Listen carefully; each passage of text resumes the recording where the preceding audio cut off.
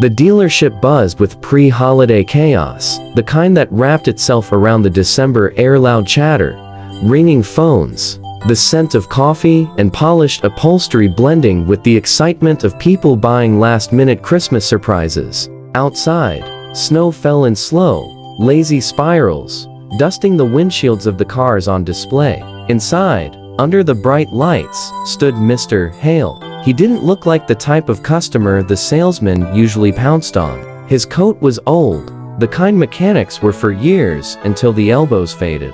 His boots were scuffed from long shifts in greasy garages. His hands, large, steady, marked by tiny scars, rested gently on the hood of a cherry-red SUV. It was the newest model, the kind people called a dream car. He whispered to himself, almost reverently, "She's gonna love this." A young salesman with perfect hair and a perfect smirk sauntered up, sizing him up with a single glance. "Sir," he began cautiously, "that's a premium model, very high-end. Maybe you'd prefer something more practical."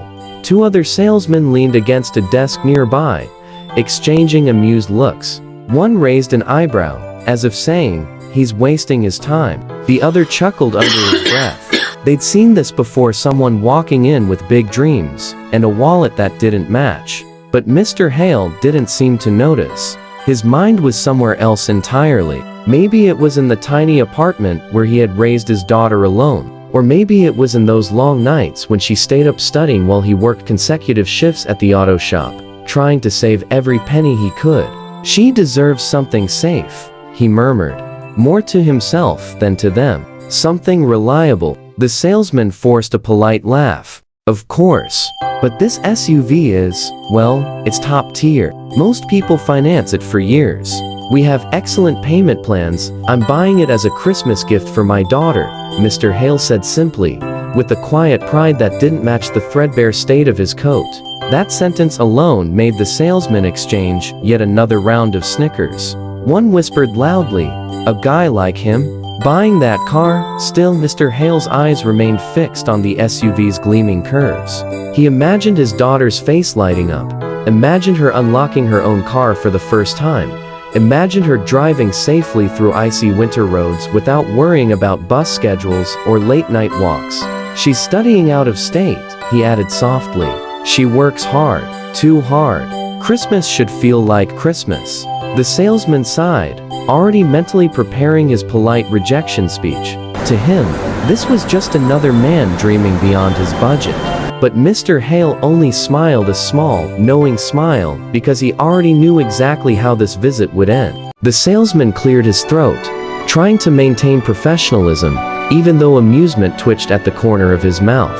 He held a tablet in one hand, tapping the screen as if calculating something extremely complicated. "So, I said," he continued, "this SUV has a steep monthly payment. Most people prefer to lease it first. It's a smarter choice financially." "I won't need monthly payments," Mr. Hale said calmly. That single sentence froze the salesman's fingers mid-tap. Across the room, the two watching employees stopped whispering and exchanged confused glances. It didn't fit the story they had already written in their heads. People who looked like him didn't talk like that. They didn't stroll into dealerships casually announcing they were paying outright for luxury models. The salesman forced a strained smile. "Ah, I see. Well, even then, the upfront cost is quite large. Maybe you'd like to see something in our mid-range collection first? Reliable, sturdy, more in line with, well, the general budget of most walk-in customers."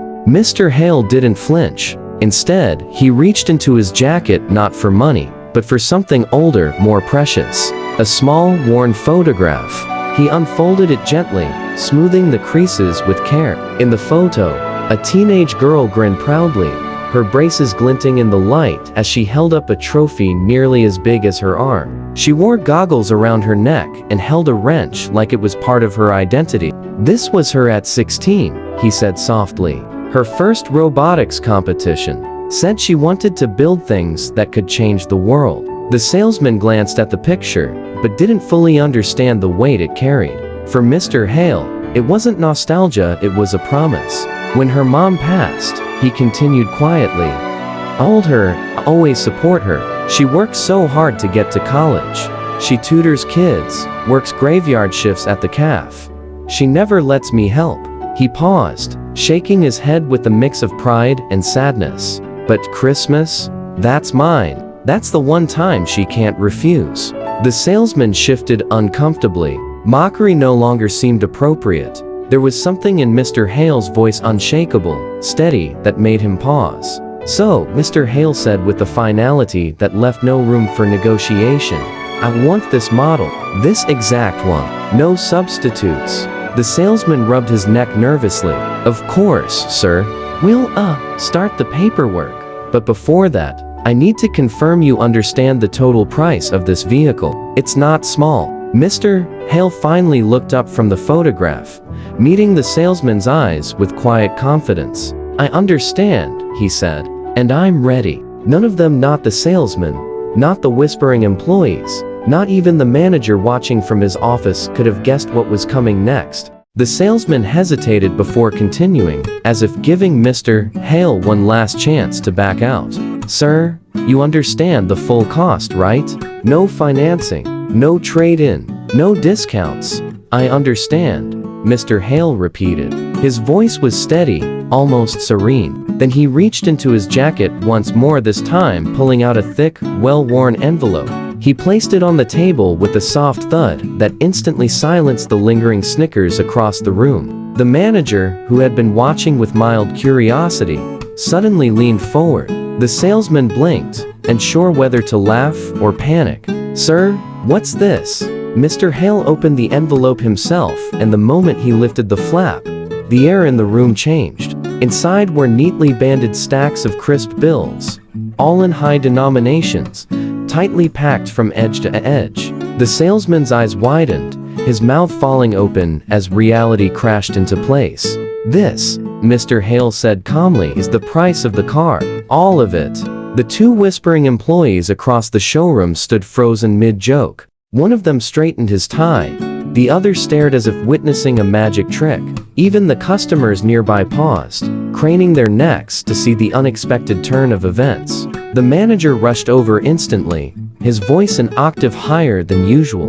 "Mr. Sir, this is a lot of cash. Are you sure?" "I've been saving for years," Mr. Hale said, sliding the envelope toward him. "Every night shift, every overtime hour. I promised my daughter that one day I'd give her something big, something she'd never expect." Christmas felt like the right time.